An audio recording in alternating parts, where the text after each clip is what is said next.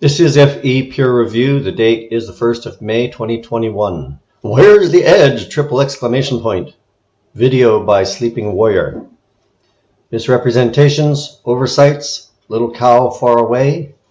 We will see.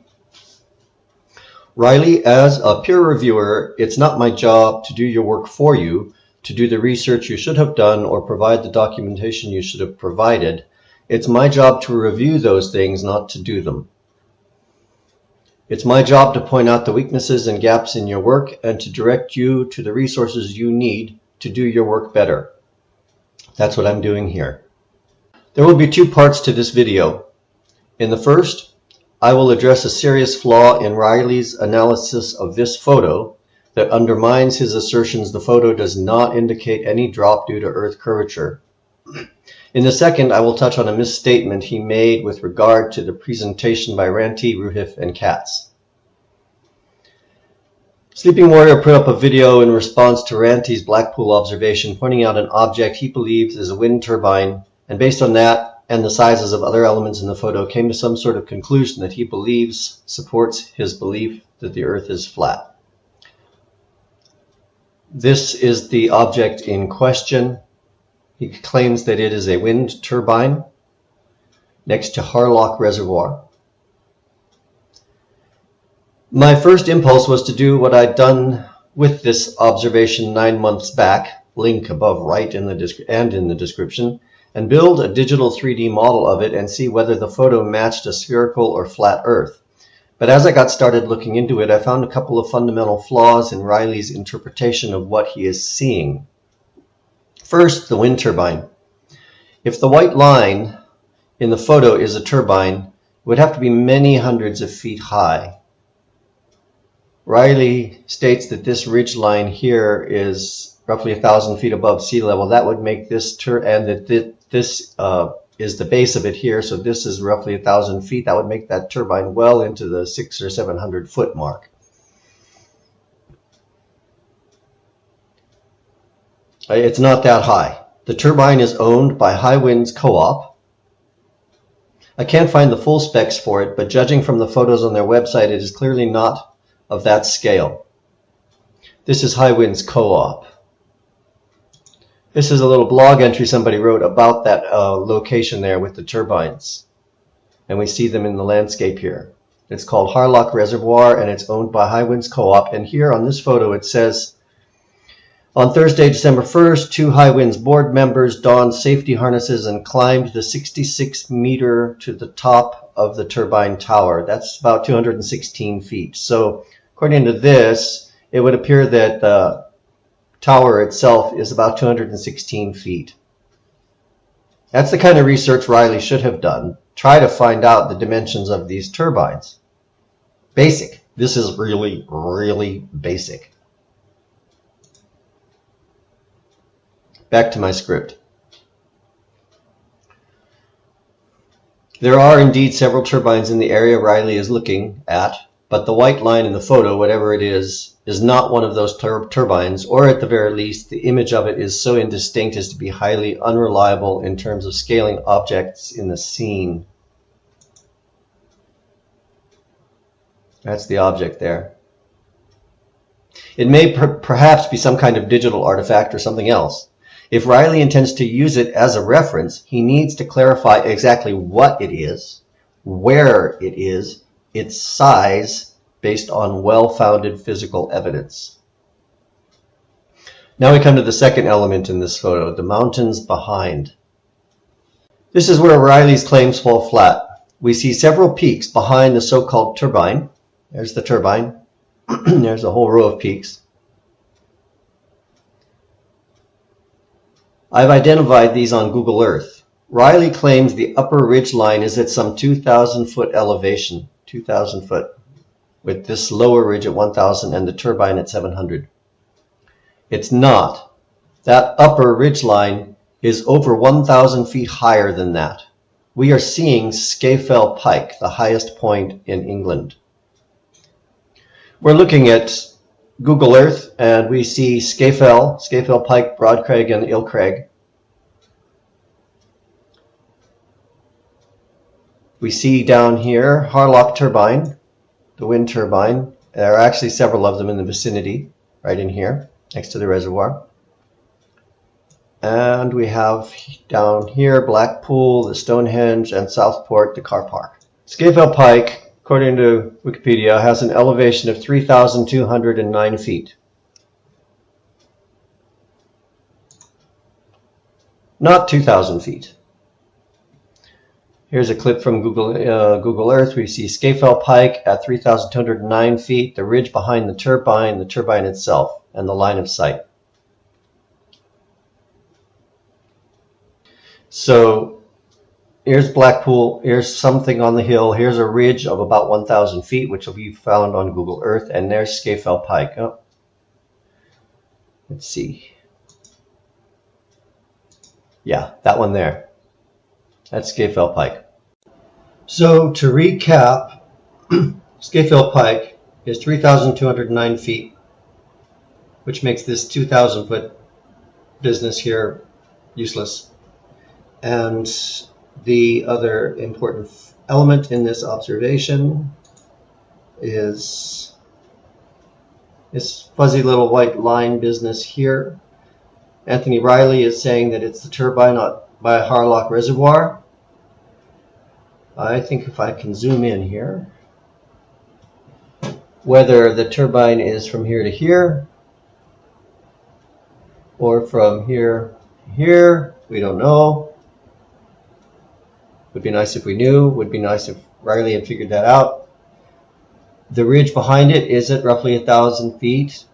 So if this turbine here is 66 meters or 216 feet high, and if this is 1,000 feet, we have a problem. They don't match in terms of height. So you need to do some more work on this, Riley. How much of this white line is the turbine? Is it just this little bit up here, and this is just some artifact of the photo? This picture, frankly, isn't adequate to do the analysis. And yes, as you pointed out, there's a bit of mirage or something happening down here at the water line here. Okay, so there's as far as an analysis goes, Riley's got the height of the peaks behind it wrong, and he has got the height of the wind turbine undefined in his analysis, and he also has the height of the turbine in the photo undefined. And any of those things, even as they show in his analysis, don't match what we know about the elevations of the various objects. So try again. I want to emphasize a point here. The Earth is a measurable object. Yep, that's self-evident. The Earth is a measurable object. There's a saying, extraordinary claims require extraordinary evidence. A quick look around Google Earth will show us these various features, their heights and distances. If Riley is going to make such an extraordinary claim as that the Earth is flat or not roughly spherical or some such nonsense, then he needs to back up that claim with extraordinary evidence, not a complete and utter misinterpretation of what he is seeing in a photo. Riley needs to map out these various features, their heights, distances from the observer, and relative positions to each other. He needs to understand that the ground below and in front of the lower ridge is closer to the observer than the ridge itself. So let's take a look here at this map. We've got the observation point down at the bottom of the screen, and I'm going to zoom in here a little bit. There's the Harlock turbine, and the land sloping down in front of it, all the way down to where it meets the water. So that is some several miles in front of the turbine itself, which means closer to the observer, which on the globe model means with less drop than at the turbine. And the drop on the globe model being increasing with rate at distance, that could be a significant distance. Riley needs to figure out whether it is or isn't and include that in his analysis.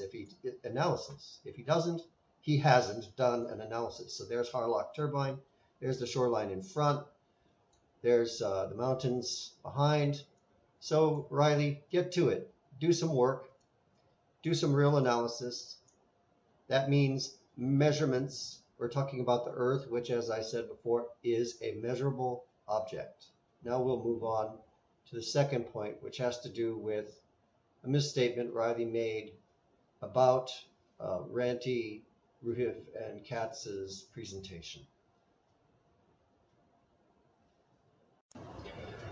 Pardon the sound quality with this next little bit. I'm just doing the best I can here. This is from Arctic Reflections video, and he's showing a portion of Sleeping Warrior's video here, and Sleeping Warrior began a comment about what information he says was not provided. Now, bear in mind we don't know what the claim is for how much it's supposed to be dropped. Bear in mind we don't know what the claim is for how much it's supposed to be dropped. But we know that these mountains are all about 2,000 feet tall. We already covered that. The high point's actually 3,209 feet. Now we will look at a portion of the original live stream with Ranty, Roohif, and Conspiracy Catz, Baldy Catz. That's where things are relative to each other in the actual photo in reality. Roohif is presenting his 3D model. It's on the original live stream. There's a timestamp on here somewhere. 12, oh, that's the time. Anyway, we'll come back to that. He's going to discuss the drop with regard to this little red ball which he included in his model. So yes, he does discuss the drop. It is... So my globe model render has the same features. So the ice glass is at the level of that mountain in the foreground. Dow Crag is below the viewing platform of Blackpool Tower, and you've got the radio tower and St John's Cathedral roughly halfway up Old Man Coniston. But the two little balls that I put in the scene, so this little green ball here is 400 metres above sea level, and remember that Dow Crag is 778 metres above sea level. So this is almost 800 metres. This is 400 metres above sea level, and this poor little red dot here is 0 metres above sea level. That's where sea level is, 0 metres at Dow Crag. I'm pausing it. He does not actually give Roohif does not actually give a specific distance, but he very clearly states how much the drop is graphically. You can see from right here on this image that the drop was included in the presentation. So Sleeping Warrior, if you did not watch the presentation, then you should watch it. It's the responsible thing to do. If you did watch it, then you either are lying about the information not being there, and I'm not inclined to call you a liar, or you forgot or overlooked somehow this passage in the video. I don't know which of these options it is, but the information was included. That there is the drop. And I want to point out that Roohif was very clear at what he said. That is sea level at Dow Crag. So if you're at the top of that mountain and you were to go straight down through the earth, that's where sea level would be. That's not the shoreline in some place in front of Dow Crag. So I'm going to come back to that as well when I discuss your observation at the wind turbine.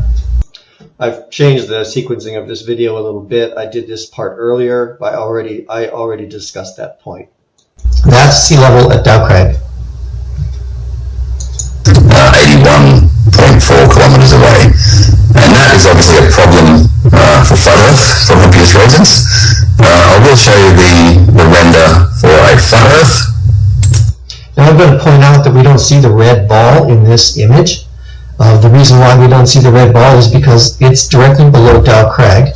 In the flat Earth model, the red ball would be ending up on the horizon. Well, it does end up on the horizon, and it would be obscured by the base of the Blackpool Tower here. So the reason why we don't see the red ball is because it's behind the base of the Blackpool Tower. It's right where my mouse is, and I'm going to show you that, back up and show you here. You see the red ball on the globe model.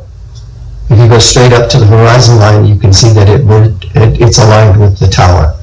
So that explains why we don't see the red dot at sea level at Dow Crag in this image. So a quick recap. Anthony Riley says, quote, so bear in mind we don't know what the claim is for how much it's supposed to be dropped. And I've shown that indeed the live stream showed it graphically. I don't think that they actually calculated a number. I don't recall. There may have been. But it was very definitely there graphically. So that is simply wrong, Anthony. The claim for how much it's supposed to be dropped was shown in the video very nicely and very clearly with a very good explanation by Roohif. So you dropped that point. And the other points, well, you've got something that looks like a white line, which might be a wind turbine. You don't know how tall that wind turbine is or how much of that white line is actually the turbine. And based on that and a 1,000-foot elevation for a ridge behind it, you're making some statements about this image. You've also got the ridge behind all of that at 3,209 feet, which you have written on your diagram as 2,000 feet. So basically, it all adds up to nothing. There is really nothing in your analysis that's right. I suggest you try again, choose your data more carefully and accurately, do a more careful analysis, and who knows, maybe you'll get something that actually works. Give it a try. Why not? This is FE Peer Review.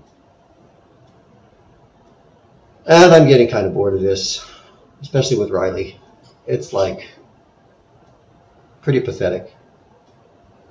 Seems like he doesn't really believe it himself anymore, and he's just trying to hold on because it's embarrassing to let go. I imagine it probably is embarrassing to let go when your sense of self-worth is all tied up into being right rather than learning. Never too late to learn. Never too late to learn. I've got a couple of decades on you, Anthony. And I am very much an amateur in many things, and I make mistakes, and that's just fine by me because that's how you learn. Okay, FE Peer Review, 1st of May, beautiful day. I'm going to get out and enjoy the sunshine. You all have a wonderful day. Bye-bye.